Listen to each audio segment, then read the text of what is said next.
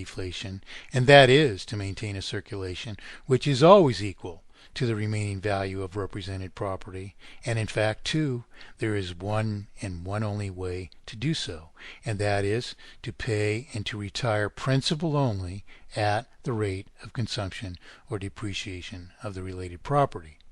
And so this is the very justice that mathematically perfected economy and mathematically perfected economy alone delivers. Why then would anyone offer a further proposition? Say one of the topics one of the sites that I would like to, review today is one that's sprung up over in the UK. One among many, and it's the so-called lawful bank. When these people splinter off to offer, purportedly, what must be different propositions, unless they mean to offer the same proposition somehow as if it were theirs. What we really have is, a way to conceive of this is we had a revolution here that founded the United States. What if one person realized that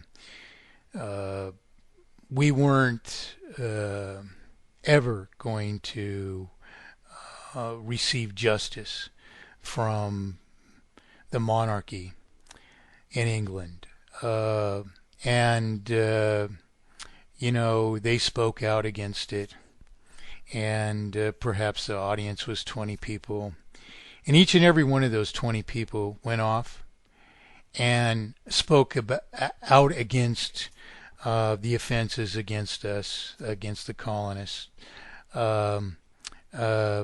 as if this was their idea, but cited it wrongly, cited the issues wrongly, as does this video that we discussed last week, Money as Debt. Could the people then who listened to these 20 people and who might have spoken to 20 people each, so then the 400 people that they spoke to, or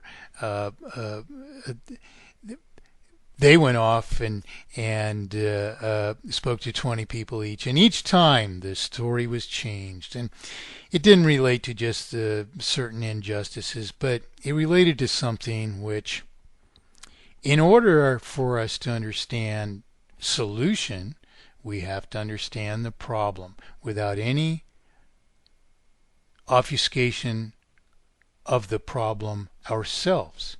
It's one thing to have a banking system obfuscate the promissory obligation into a terminal means of exploitation. But if we as a people cannot ourselves understand that obfuscation itself for exactly what it is, and this is not a complicated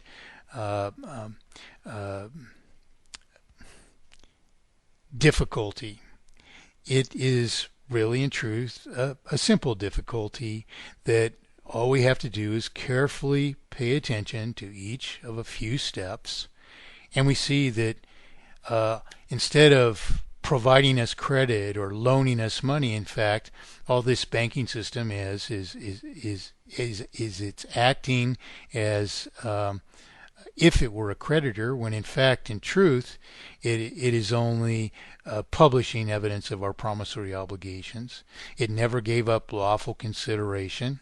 There is no debt to the bank. The obligation, since the real creditor, who gives up property for the promissory obligation, is paid in full, the obligation of the obligor is to pay for the property, but the payments, or the principal, in other words, are to be retired from circulation. They are the property of no one. The fulfilled IOU is torn up to shreds, discarded. It's written null and void across it before it's ripped up, and it's shredded. It no longer represents an obligation to redeem it in value equal to the property that was paid for. It is no longer currency. And so the money is not owed to the banking system. This is the process of monetization, but the obfuscation is what's destructive to us in two ways, or two crimes against us. The first being that if the banking system launders the principal into their possession, they're basically stealing from us to the extent of all property that's ever financed. Secondly, whereas the costs of publication are no more than the negligible costs of the paper and printing processes to issue what's wrongly referred to as fiat currency, as if the problem with fiat currency is the paper or the material upon which the promissory obligation is published, versus this obfuscation of the promissory obligation, which is the real problem. The problem is the obfuscation. If, of course, the banks destroyed the principal that was paid and didn't impose interest, we would have mathematically perfected economy, and it would be worth our while to pay the bank to issue the currency, its costs, and that would be that. But whereas it costs perhaps $2 to issue $100,000 into circulation, obviously this obfuscation of the currency is hardly even justifiable ever. Never can we justify it, because for $2 to issue $100,000 into circulation, the bank enriches itself just in principal to the extent of $100,000 on a $2 cost. We would all desire this if we were as corrupt as the banking system is. We would desire this authority, and of course, under a republic, no private entity can be granted private powers or authorities that are denied to others. So, and this, of course, is why the extreme crimes of this obfuscation are, of course, why these systems everywhere in the world have to be imposed upon the people, and the people have to be kept under a deception that they are borrowing money from the central banking system, which of course they are not. The banking system is merely publishing evidence of our promissory obligations to each other, with $2 at risk at most on a $100,000 debt, was so we call. But the $100,000 debt is really an obligation, or whole debt, we might say, to pay the $100,000 plus whatever interest over the life of the loan out of circulation, at the end of which period then we owe so much as the principal and interest on the original debt, because all the while that we maintained a vital circulation of $100,000 so that we could pay whatever $300,000, $400,000, $500,000 out of circulation in the way of principal and interest, we were borrowing principal and interest back into circulation, perpetually increasing the sum of debt so much as the periodic interest on an ever greater sum of debt. So this is what's terminal. The obfuscation of the currency is terminal.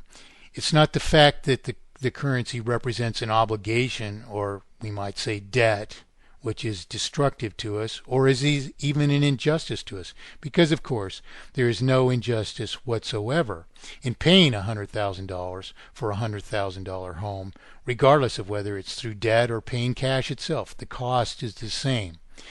By financing further production through promissory obligations, we allow a market which can't afford from the existing circulation to pay for the house. So, without issuing promissory obligations, we deny not only the consumer of the house the ability to own property they can readily afford, we also deny the producers of all such property of that market. So we limit to an extremely great degree what prosperity we can realize if we only spent money into circulation. we must deploy promissory obligations, and in fact, because it's necessary to solve inflation and deflation, there is no such thing as truly just spending money into circulation, because there must be an obligation to pay and retire principal from circulation, or we suffer inflation. So, mathematically perfected economy accounts for all of these issues in a simple answer in the end. It's a simple answer. It may be long-winded to understand all of these things because the obfuscation of the currency seems to make these issues much more complicated. What does he mean when he tells us that we're not borrowing money into circulation? Of course we are. We're told we are. We're told we have to borrow this money from the bank, which the banking system actually just creates it. Sure, the peripheral bank might be forced to borrow it, so to speak, from the central bank, but the central bank just created it, and it's not necessary at all for the peripheral bank to convey that money to the eventual debtor as a borrowed sum, when in fact, in truth, it never even existed before. It's created on our own promissory obligation, and all the banking system is doing and accomplishing in its means of perpetual dispossession until we suffer terminal dispossession is to intervene upon our commerce, to issue evidence of our promissory obligations to each other, which of course is something that we can do ourselves and would rightly do under representative government, or the republics which have been established across the world, representing all people, not just these purported banking systems or usurers or money changers above and beyond us. So these are the issues, and so whenever we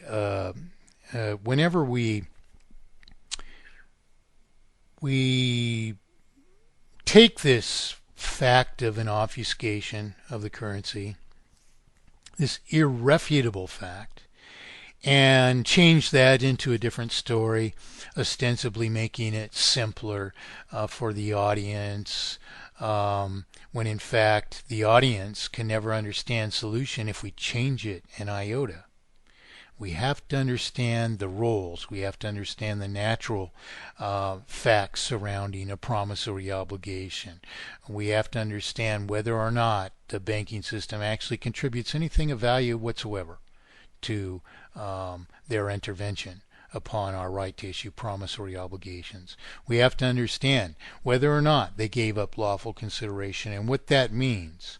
So it's only by this that we can, this understanding, this explicit, irrefutable, singular understanding, that we, the people, can make ourselves capable of just self-rule. So this is a vital thing, being as, in truth, a republic, a principal purpose, if not the principal purpose of a republic, is true free enterprise. That is, in nature, if we build a house, we own the house. That is, if we do all the work to build the home, make it whatever we want, in the end, we reap the fruit of our doings, which is to build this house, and the house is rightly ours. What we have under these systems, which are imposed upon us without our assent, which in no body of law in the world have ever been justified, there was no true argument by which any people would have ever given their assent to these banking systems. Nonetheless, they've been imposed upon the entire world. And for suffering this preposterous obfuscation of the currency, or a mere publisher of evidence of our debts to each other, falsifies a role of creditor, and for no more than merely publishing evidence of our contract, obfuscates this into a falsified debt to the bank, which never gave up anything. We should call them the publisher. which publisher never gave up anything of value.